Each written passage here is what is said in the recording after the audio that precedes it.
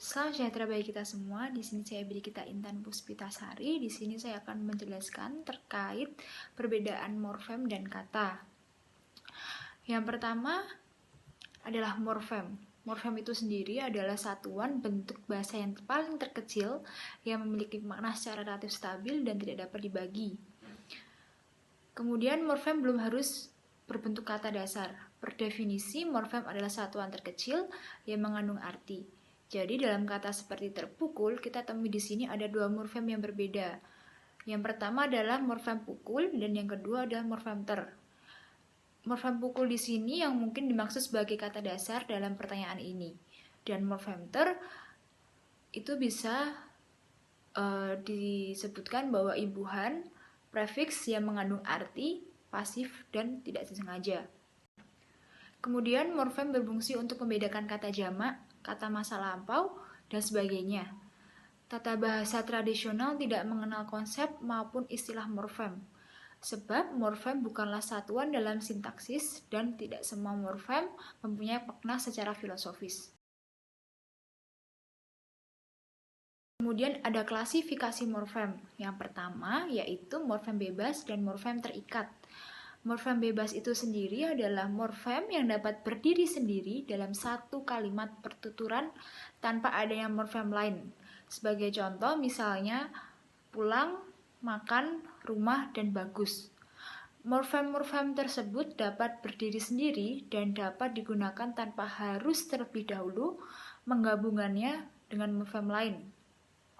Sebaliknya morfem terikat.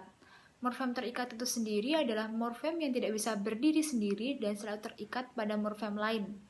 Contohnya seperti bentuk juang, henti, gaul, baur, bugar, pentar, kerontang, dan lain-lain.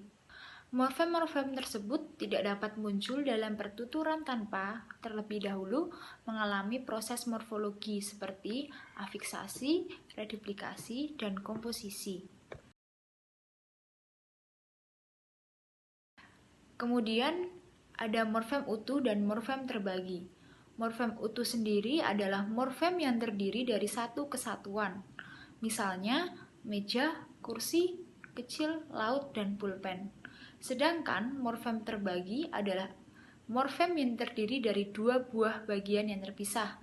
Contohnya ada pada kata kesatuan, yaitu satu dan kean. Contoh lainnya adalah kata perbuatan, terdiri dari satu morfem utuh, buat, dan satu morfem terbagi, per-an. Kemudian ada morfem bermakna leksikal dan morfem tidak bermakna leksikal. Morfem bermakna leksikal adalah morfem yang memiliki makna pada dirinya sendiri tanpa perlu berproses dengan morfem lain. Morfem bermakna leksikal berjumlahnya tidak terbatas dan sangat produktif. Misalnya kuda, pergi, lari, makan, dan merah. Morfem seperti ini dengan sendirinya sudah dapat digunakan secara bebas. Sedangkan morfem tidak bermakna leksikal adalah morfem yang tidak memiliki makna apapun pada dirinya sendiri.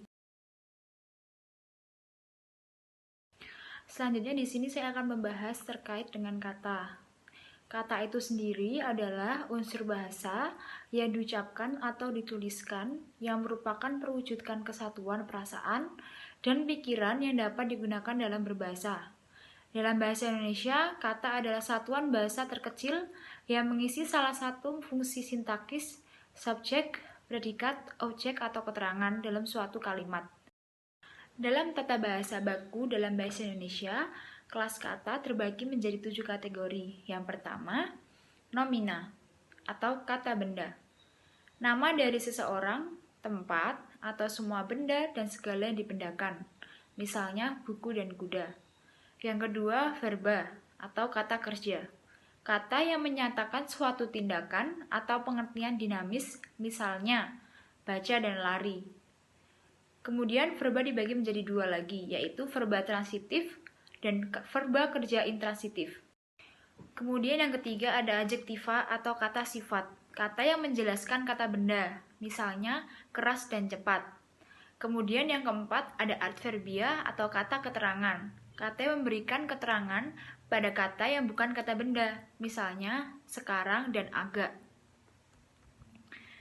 Kemudian yang kelima ada pronomina atau kata ganti. Kata pengganti kata benda, misalnya ia, itu. Dibagi menjadi 5 lagi. Yang pertama yaitu orang pertama atau kami. Orang kedua engkau. Orang ketiga mereka, kata ganti kepunyaannya, dan kata ganti petunjuk ini dan itu. Yang keenam ada numeralia atau kata bilangan. Kata yang menyatakan jumlah benda atau hal atau yang menunjukkan urutannya dalam suatu deretan. Misalnya, 1 dan kedua. Angka kardinal 12, angka ordinal ke-12. Terakhir ada kata tugas. Adalah jenis kata di luar kata-kata di atas yang berdasarkan peranannya dapat dibagi menjadi 5 subkelompok. Yang pertama, preposisi atau kata depan. Contohnya dari. Yang kedua, konjungsi, kata sambung. Yang ketiga, konjungsi berkoordinasi. Dan yang keempat, konjungsi subordinat. Karena yang keenam, artikula, kata sandang. Dan contohnya, sanksi.